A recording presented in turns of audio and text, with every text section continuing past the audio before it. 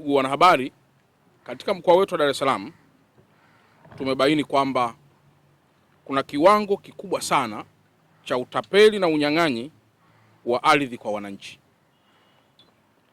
na yapo makundi makubwa ambayo yanafanya kazi hiyo kwa kushirikiana na baadhi ya watu wengine nje au hata ndani ya mifumo yetu ya kiutendaji.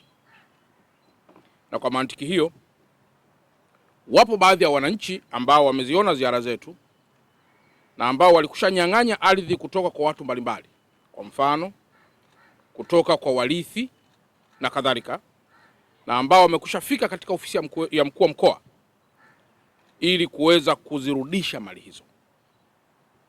Nitumie nafasi hii kwanza kuwapongeza sana kwa wale wote ambao wamefanya hivyo, na mpaka sasa tuna ardhi si chini ya 19 ambazo zimerudishwa kinyemela, na wale wote waliopora ardhi hiyo tumeshauriana na kuwasamehe kwa kuwa wamerudisha ardhi hizo kwa wale ambao walikuwa wanahusika.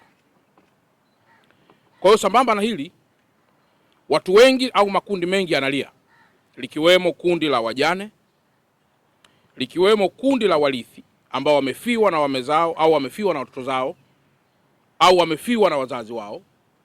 Makundi haya yote yamekuwa kinyang'anywa sana rasilimali ardhi pamoja na vitu vinginevyo.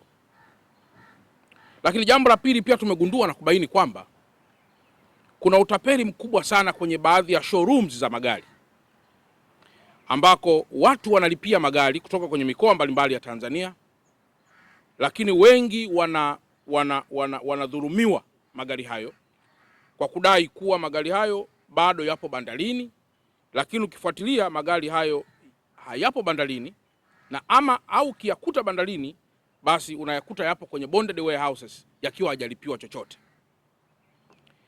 Wapo Watanzania wengi ambao kutoka kwenye mikoa mbalimbali ya Tanzania bara wakipiga simu na kuonesha masikitiko makubwa kwa baadhi ya watu ambao wamejinasibu kuagiza magari au kuuza magari na kuwauzia watu ambao wamekushachukua fedha zao. Ninayo mifano michache, watu wamedhulumiwa fedha zaidi ya milioni 100 mtu mmoja, na kwa mantiki hiyo, hilo pia ni eneo la pili ambalo limekuwa pia ni mwiba mchungu kwa baadhi ya wenzetu ambao wamekuwa ni wanyonge na watafutaji katika taifa lao. Lakini eneo pia la tatu ambalo pia na lenyewe limekuwa ni eneo kubwa sana ni maeneo ya mikopo, wanasema mikopo umiza. Ipo baadhi ya mikopo ambayo watu wanakopeshana, anakopa leo, anasaini mkataba wa mkopo leo, lakini muda huo pia leo wakati anasaini mkataba wa mauziano wa kukopa, leo hiyo anasaini tena mkataba wa kuuza eneo lake. Manake ni kwamba anapokopeshwa anawekewa masharti kwamba ifikapo kesho saa 9 ardhi hiyo, nyumba hiyo au kitu alichoweka dhamana kitauzwa. Kwa anasaini mikataba yote miwili. Kwa hapa napo tumegundua pana unyang'anyi mkubwa mno, ambapo watu wanaachia mali zao kwa sababu ya jambo hili ambalo linaitwa mikopo umiza. Ninayo orodha hapa ya baadhi ya watu ambao tumekwisha jithibitishia kwamba hawa ndio wamekuwa wanyang'anyi wakubwa sana pia wa ardhi katika mkoa wetu wa Dar es Salaam.